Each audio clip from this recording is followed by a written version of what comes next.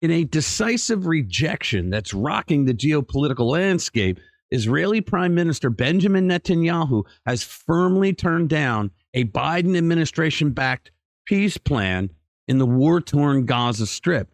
After hearing the plan, he should be removed as prime minister if he accepts it, because the Joe Biden plan would lead to the annihilation of Israel. It's unbelievable. Today's video will unravel the intense drama unfolding in the Middle East and the high-stakes decisions that could reshape the region. Let's get into it. Hey guys, welcome back to the channel. So today we got alarming news out of the Middle East. The Biden administration has put forward a so-called peace plan that is nothing short of an abject surrender to Hamas. Robert Gates was the Secretary of Defense under Presidents George W. Bush and in the first term of President Barack Obama. And there is a reason why he wrote in his book that when it comes to foreign policy, Joe Biden has been wrong about every decision he's ever made. And that's because Joe Biden is a moron when it comes to foreign policy. That last part was by me, but I'm sure Gates felt the same way, because when Biden was running, the press all ran up to him and said, "Do you want to change your mind now?" And he said, no, he was wrong on every single thing he ever did on foreign policy. And so why are we all supposed to accept this supposed peace plan that Joe Biden's team came up with? We shouldn't be. Now, according to reports, this plan suggests a three-stage deal would require Israel to release convicted terrorist murderers and completely withdraw from Gaza in exchange for Hamas to gradually releasing the 136 Israeli hostages. Sounds pretty straightforward, right? Well, not so fast. Netanyahu sees this as a path to defeat, and anybody with a triple-digit IQ would as well. In other words, Biden wants Hamas gets everything at once, while Israel gets the double-barreled middle finger. Make no mistake, if Israel agrees to this plan, it would be a catastrophic defeat that undermines their security, enables Hamas to continue its reign of terror. Look, peace in Israel is not floating candles down a river, wearing sandals, eating grass, and singing Kumbaya. Peace in Israel means you defend yourself every minute of every day because you're surrounded by people that hate your fucking guts. As expected, Netanyahu forcefully rejected this outrageous proposal. In a statement, he said, "Let it be clear, I utterly reject the Hamas monsters' capitulation terms. Hamas is demanding, in exchange for the release of our hostages, the end of the war, the withdrawal of our forces from Gaza, the release of the murderers and rapists of the Nakba, and leaving Hamas in place. Were we to agree to this, our soldiers would have fallen in vain. Were we to agree to this, we would not be able to ensure the security of our citizens." Right there, I would say, you don't have to say anymore. But he went on. "We would be unable to safely restore the evacuees to their homes, and the next October 7 would be only a question of time." He's right. I am not prepared to accept such a mortal blow to the security of Israel. Therefore, we will not agree to this. The conditions being proposed by Hamas underscore a simple point. There is no substitute for victory. Only total victory will ensure the elimination of Hamas and the return of all of our hostages.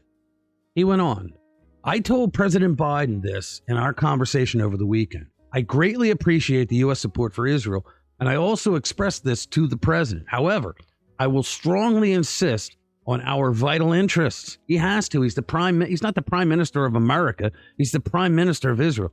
"I emphasized to President Biden our determination to achieve all of the goals of the war and to ensure that Gaza never again constitutes a threat to Israel." Look, guys, we have all these Palestinian freaks out there screaming, ranting, and raving that, free Palestine, all that bullshit, right? They always want to forget, and the press helps them to forget, that Hamas fires thousands of rockets into Israeli neighborhoods all year round.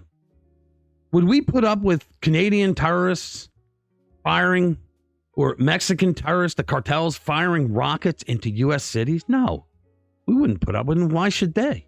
Therefore, I insist that after we achieve total victory, after we eliminate Hamas, there will no entity in Gaza that finances terrorism, educates for terrorism, or sends terrorists.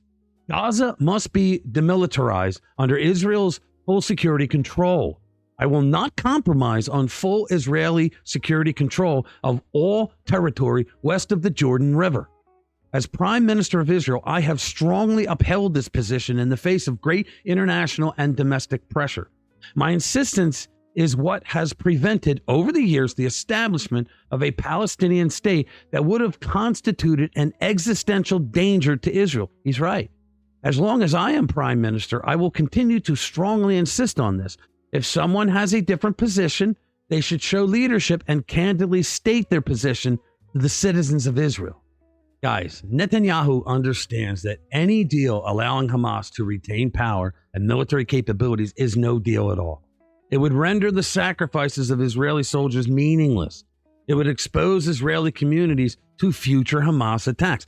Look, they're not going to stop. Everybody wants to say, well, if Israel would stop being all Jewish. No. Israel does not mess with the Palestinians. Israel retaliates against Palestinian force. Yet the Biden administration and its international partners are still pushing this incredibly stupid plan, hoping to pressure Netanyahu into surrendering. They want Israel to surrender. Can you imagine if Israel surrendered to Hamas? My friends, we can't let this happen. Israel must achieve total victory over the Hamas monsters. No one is saying that Israel has to kill innocent Palestinians if they are innocent. What they're saying is they gotta end Hamas. As Netanyahu said, there is no substitute for victory. Hamas must be eliminated once and for all. They're tired of it, folks. We've had over decades now of Hamas firing rockets, digging tunnels underground, kidnapping Israelis. October 7th. So, call your representatives to condemn this disastrous proposal. That might be what they need. Israel needs America's support, not misguided peace plans that benefits the terrorists. For Christ's sake, how could the Biden administration put something like that up? The future security of Israel depends on it. All right, subscribe to our channel if you haven't already, and share our videos with like-minded friends who want to stay informed with what's really going on.